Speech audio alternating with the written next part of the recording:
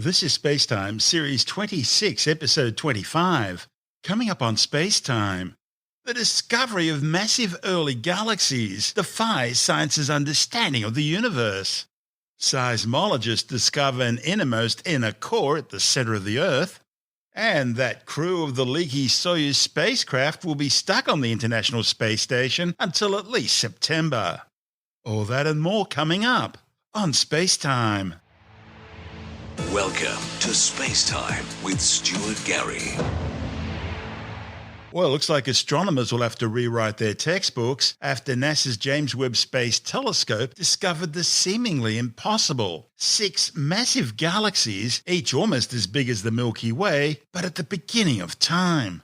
Each of these galaxies contain around 100 billion times the mass of the Sun, but were detected at a time when the universe itself was only 500 to 700 million years old. The findings, reported in the journal Nature, raise some serious questions about how such big galaxies could have formed so quickly in the early universe. One of the study's authors, Joel Lear from Penn State University, says these objects are simply far more massive than anyone could ever have expected. He says astronomers only ever expected to find tiny young baby galaxies at this point in time. But instead, they've discovered galaxies every bit as mature as the Milky Way in what was previously understood to be the dawn of the universe, a time when the cosmos was just 3% of its current age. Launched in December 2021, Webb is the most powerful telescope of its kind ever built. And it's equipped with infrared sensors capable of detecting light that was emitted by the most ancient stars and galaxies. Essentially, this telescope allows scientists to see back to a time roughly 13.5 billion years ago. That's when the first light in the universe began to shine, ending the cosmic dark ages and bringing forth the epoch of reionization, when the universe began to look the way it does today. The images are part of Webb's Cosmic Evolution's earlier release science survey. Basically, it's a deep look at a fairly boring patch of the sky close to the Big Dipper, a region of the universe which the Hubble Space Telescope first observed back in the 1990s. Leah says because this is science's first glimpse so far back, it's important to keep an open mind about what we're actually seeing. He says while the data indicates that these are likely galaxies, there's still a very real possibility that some of these objects at least could simply be supermassive black holes. But regardless of what they are, the simple fact remains the amount of mass discovered means that the known mass in the form of stars at this period in the universe's existence is up to 100 times greater than what scientists had previously thought. In fact, even if they were to cut the sample in half, it would still be an outstanding discovery. The revelation that massive galaxy formation began so early in the history of the universe upends what many thought was already settled science. Leah says his team have been informally referring to these objects as universe breakers, and they've been living up to that name so far. He says the galaxies the team have discovered are so massive they're in tension with 99% of all models of cosmology. Accounting for such a high amount of mass would require either altering our models of cosmology or revising science's understanding of galaxy formation in the early universe, namely that galaxies start out small clouds of stars, dust and gas and gradually grow larger over time through accretion. But the fact is either scenario would require a fundamental shift in our understanding of how the universe came into being. Leah says the team looked in the very early universe for the first time and had no idea what they were going to find. But it turns out what they found was so unexpected, it's actually creating problems for science. It calls the whole picture of early galaxy formation into question. The next test will be to confirm the team's finding and alleviate any remaining concerns by taking spectrum images of the massive galaxies. That would provide data on their true distance and also the gases and other elements that make up these galaxies. The team could then use that data to model a clearer picture of what the galaxies looked like and how massive they truly were. A spectrum will immediately confirm whether or not these things are real. It'll show not just how big they are, but also how far away they are. Now, it's worth pointing out that these latest finds aren't the earliest galaxies observed by Webb. As we've reported previously, last year another team of scientists spotted 4 galaxies that likely coalesced from gas even earlier, around 350 million years after the Big Bang. That was a time when the first stars were thought to have formed. Those objects, however, were tiny compared to these new galaxies, containing many times less stellar mass. It all goes to show that the universe isn't just stranger than we imagine, it really is stranger than we can imagine.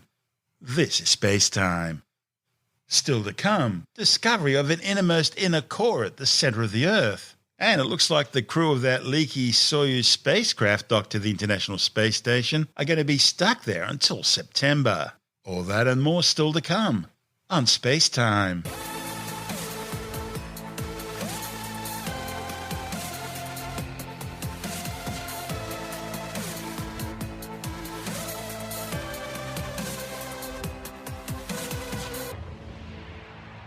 Seismologists have detected what they're describing as a distinct and separate innermost inner core at the center of the Earth.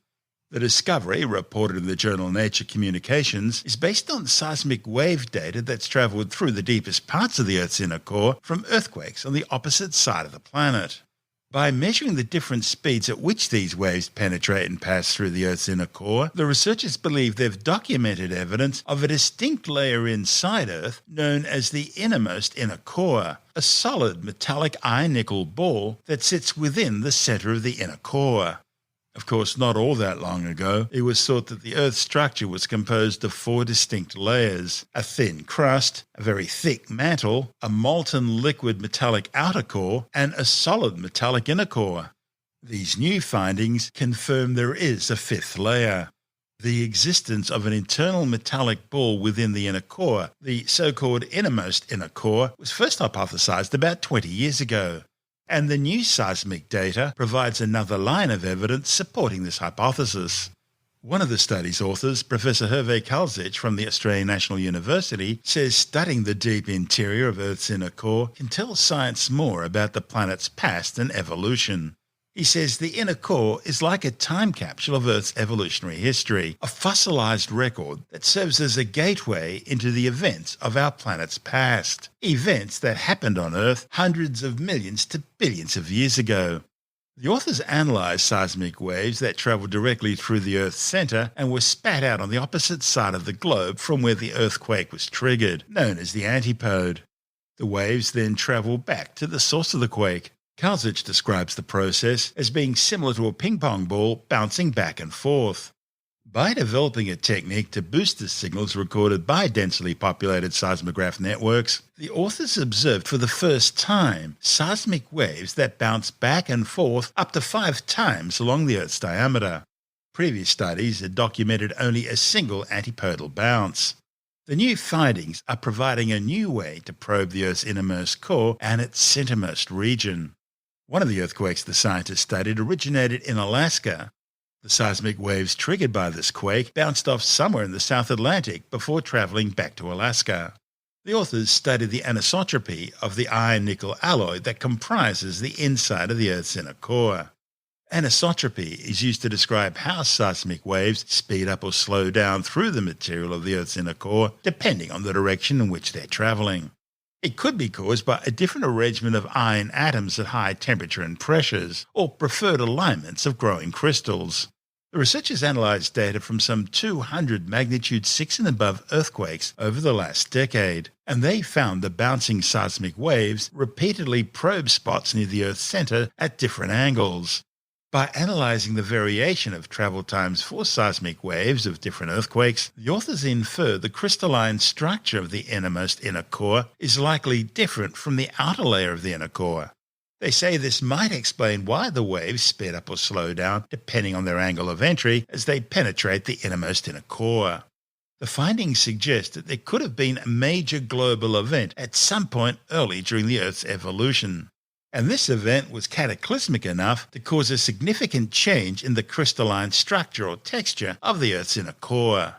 Galzic says there are still lots of unanswered questions about the Earth's innermost inner core, and these could hold secrets to help piece together the mystery of the planet's formation 4.6 billion years ago. Firstly, we observed these unprecedented waves that ricochet through the Earth several times. So they reverberate along the Earth's diameter, and you can think of a ping pong ball that's going back and forth along the same direction. And this is how these waves behave, and they were captured for the first time up to 5 reverberations. Before that, we had only up to 2 reverberations. And at the time the study was published in 2002, there were all direct waves through the center of the planet, only 1 reverberation. So when you think about the difficulty of this problem, it is because we don't have a volumetric sampling of the innermost part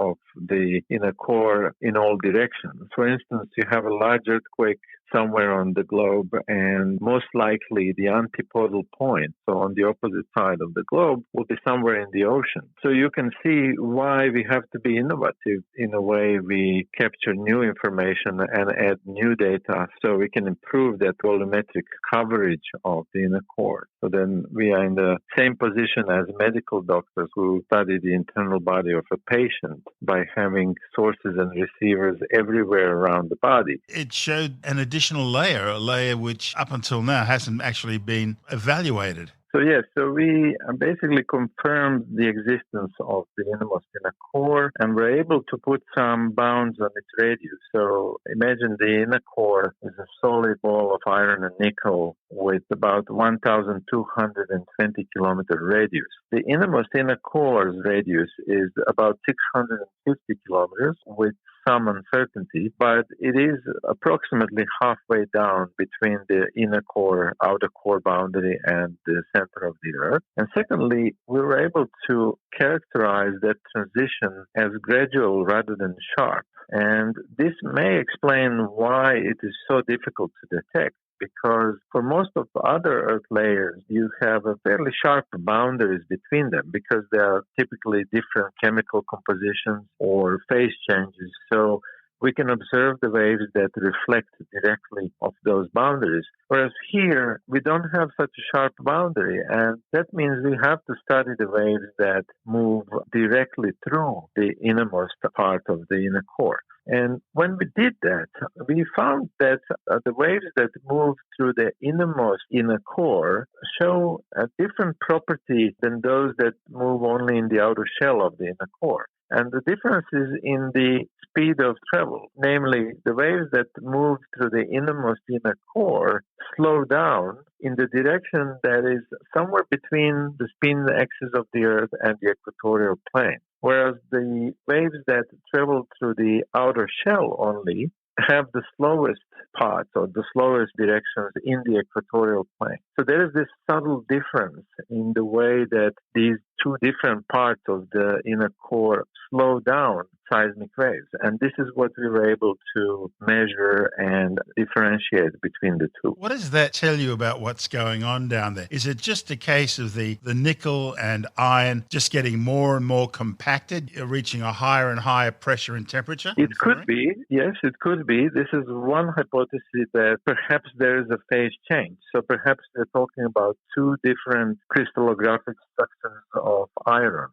There's an ongoing debate on whether iron is in a hexagonal closed packed form or in a body-centered cubic form. And that would make the difference. So we need another line of evidence or multidisciplinary approach to understand that, because, of course, everything we do in global seismology is geophysical inference. We try to characterize as much as we can transitions or different structures, but we do need experiments at the high pressures and temperatures to complement our research. So I mentioned that as one hypothesis. Another one could be that perhaps you don't have a phase change in the crystallographic structure of iron, but you have a mechanism that drives a different growth of the inner core in the sense that the crystals of iron grow in a different direction or with a different rate.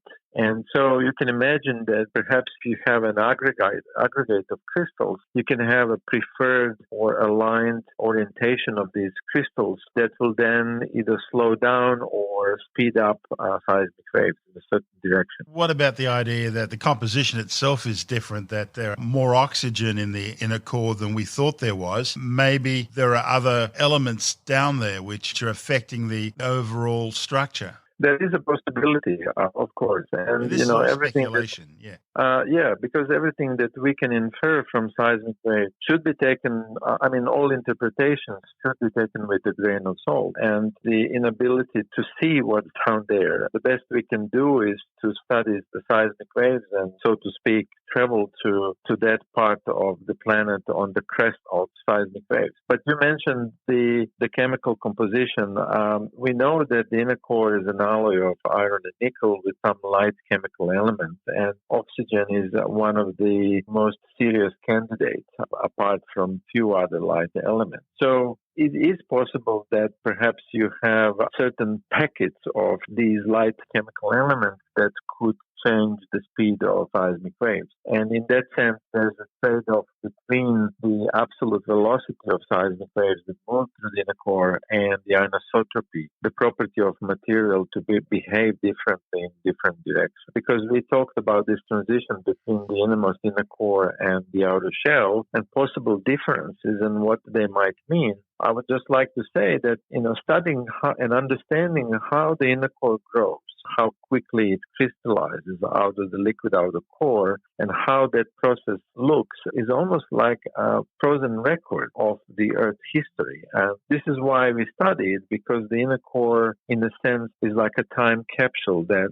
can record the history in the same way that, for instance, nodes on trees can record their climate conditions. Yeah, but you can grab a tree and cut it open and have a look at that. With the inside of the Earth, it's much harder to get there. It's much harder to get there, and this is exactly why we have to be innovative in the ways we treat the existing data and find the new data to sample, in this case, the center of the planet. So where to now? Is it just a case of getting more and more seismic data to verify the transition area? That is certainly one direction. Some new directions of studies in the last several years and perhaps the last decade is to look not just at direct waves, but actually the similarity between seismic waves and those late arrivals, many hours after the large earthquakes happen, actually. And this is how we recently scanned the core of Mars, where, interestingly, we have a single seismometer, whereas on Earth we have tens of thousands of seismometers, and still the image that we are getting of the Earth's deep interior is still blurry, but it's getting sharp. That's Professor Hervé Kalsic from the Australian National University. And this is SpaceTime. Still to come, Moscow says the crew of that Leaky Soyuz spacecraft docked to the International Space Station will now have to wait until around September before they can return to Earth. And later in the Science Report, a third patient now in remission from AIDS. All that and more still to come on SpaceTime.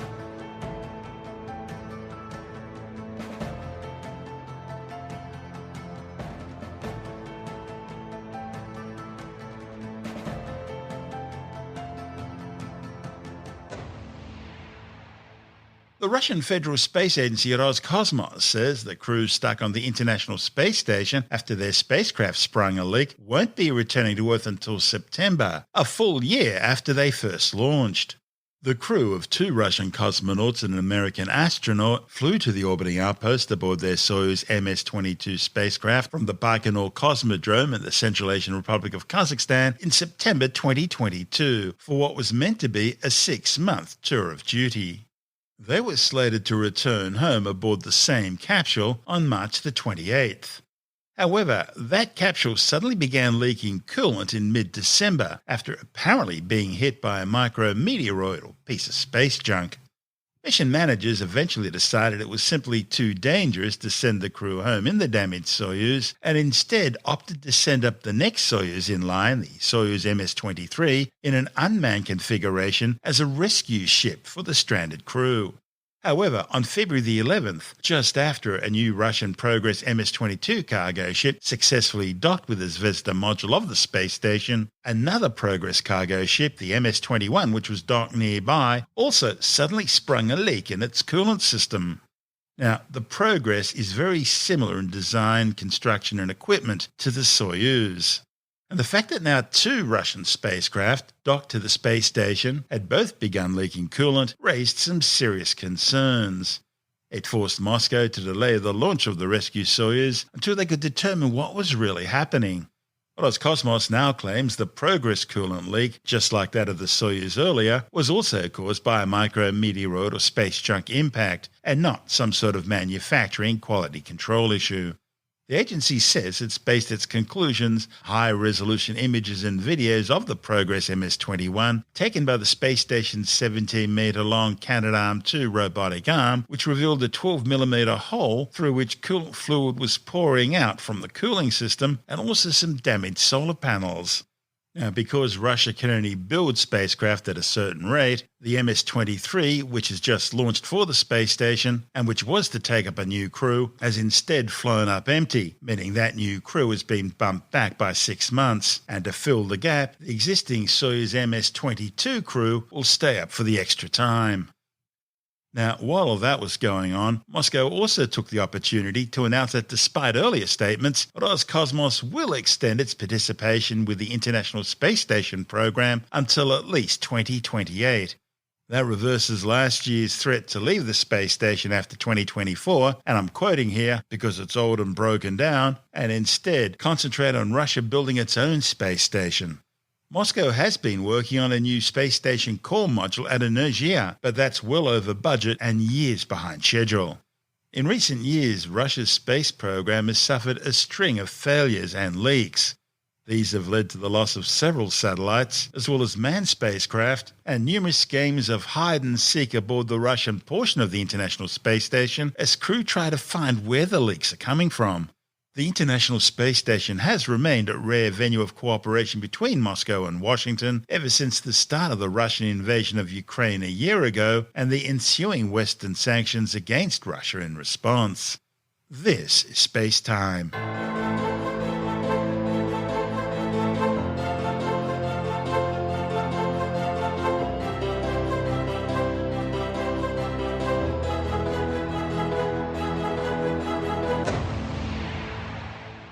And time now to take a brief look at some of the other stories making news in science this week with the Science Report. A patient who was treated for leukemia with stem cell transplantation has now shown 9 years of persistent suppression of the human immunodeficiency virus HIV. The findings, reported in the journal Nature Medicine, suggest that this latest patient could follow the famous London patient and the Berlin patient, who both underwent similar treatments and are now considered cured from AIDS. The latest patient is a 53-year-old male with HIV who was diagnosed with acute myeloid leukemia in January 2011. During his stem cell transplant for the cancer, he received bone marrow from a donor with a mutation in the gene for the HIV-1 receptor CCR5, which makes the cells resistant to HIV infection. The HIV eventually became undetectable in the patient's blood cells, so antiretroviral therapy was stopped in November 2018 to see if the infection would return. But the patient's remained in remission ever since. While stem cell therapy is a high-risk procedure, the medical team says the case study adds to the previous 2 cases and could one day allow HIV treatment and remission. HIV, the human immunodeficiency virus, causes the acquired immunodeficiency syndrome AIDS, which is transmitted through body fluids. First diagnosed in June 1981, the World Health Organization estimates that up to 113 million people have been infected with HIV and over 49 million people have died of AIDS. A new study warns that 2 of humanity's biggest animal food sources are also 2 of the planet's worst polluters. A report in the journal Current Biology found that the food fed to both farmed chickens and farmed salmon accounts for 78 and 69% respectively of their environmental impact. The findings are based on detailed scientific maps charting greenhouse emissions, nutrient pollution, fresh water use, and spatial disturbances of the chicken and salmon farming industries. Humans may not hibernate, but scientists have found that your sleep does change with the seasons. The findings, reported in the journal Frontiers of Neuroscience, are based on data from 188 patients who had undergone sleep studies. It found that RME, or rapid eye movement sleep, that's the deepest sleep that people have, tended to be 30 minutes longer in winter compared to summer.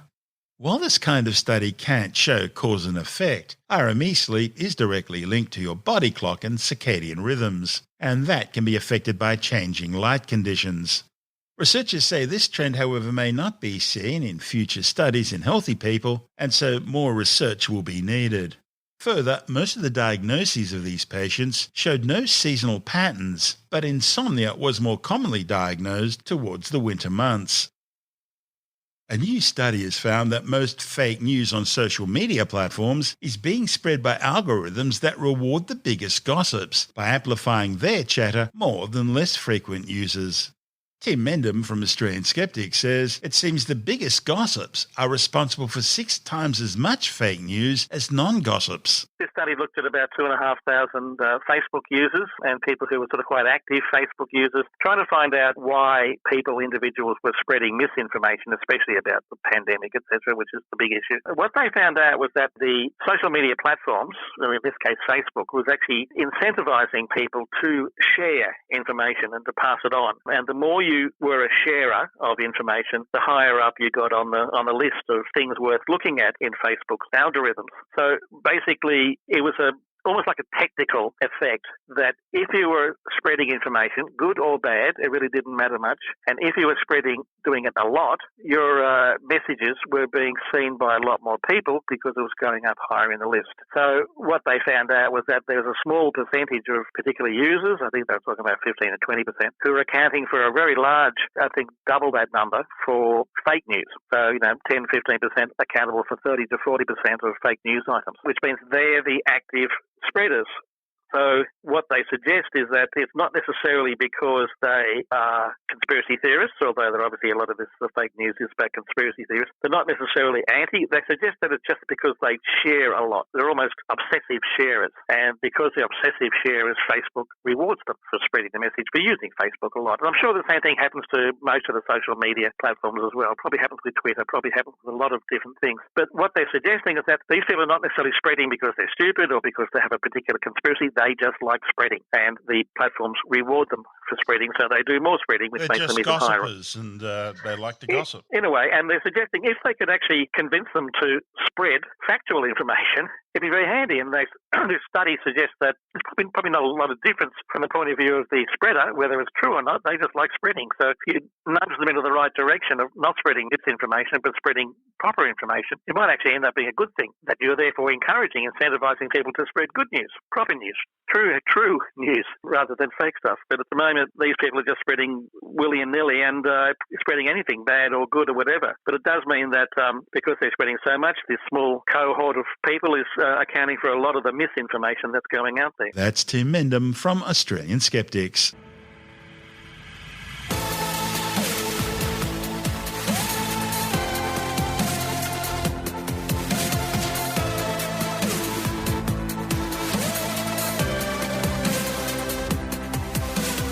And that's the show for now.